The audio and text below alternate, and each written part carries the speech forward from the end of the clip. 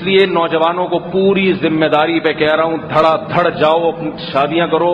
مجھے پتا ہے بہت سے لوگوں کو یہاں غصہ آ رہا ہوگا کہ ہماری اولادوں کو بگاڑ رہا ہے، آنے دے غصہ، میں پرواہ نہیں کرتا، کیونکہ خدا کی قسم میرا دل چاہتا ہے میں کشکول لے کے کھڑا ہوں آپ کے سامنے، روؤں آپ کے سامنے، ہاتھ جوڑوں۔ شریف خاندانوں کے گھروں میں جو زنا ہو رہا ہے اور جس طرح اولاد زنا کی طرف مائل ہو رہی ہے، اللہ کا واسطہ دے کے کہتا ہوں، اللہ کا واسطہ دے کے کہ اپنی اولاد کو جہنم کی آگ سے بچاؤ تم۔ یہ زانی بن رہی ہے، شرابی بن رہی ہے یہ اولادیں، یہ تبلیغ میں 4 مہینے لگا لے گی پھر بھی زنا کرے گی، یہ تبلیغ میں سال لگا کے آئیں گے پھر بھی زنا کریں گے۔ اللہ نے زنا سے بچنے کے لیے تبلیغ کا راستہ نہیں دیا، شادی کا راستہ دیا ہے۔ خانقاہوں میں بیٹھ کے بھی یہ زنا کرے گا، خدا کی قسم زنا کرے گا یہ، کیونکہ اللہ نے زنا سے بچنے کے لیے شادی اور نکاح کا راستہ دیا ہے، خانقاہوں کا محاسبوں مراقبوں کا راستہ نہیں دیا۔ قرآن میں جہاں بھی زنا سے بچنے کا حکم ہے آگے شادی کا حکم ہے۔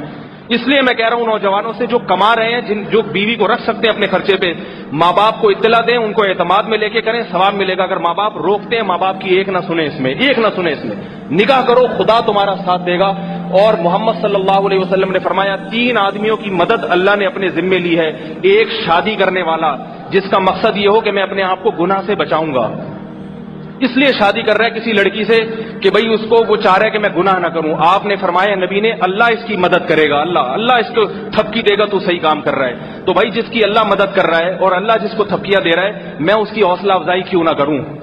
میں نے علم اس لیے حاصل نہیں کیا کہ معاشرہ جو کہہ رہا ہے میں اس کے پیچھے چلنا شروع کر دوں، میں نے علم اس لیے حاصل کیا ہے کہ میں جو اللہ اس کے رسول کی بات آپ تک پہنچاؤں، آپ کو اچھی لگتی ہیں سنیں، ورنہ کہیں اور مسجد میں جا کے بیان سنا کریں۔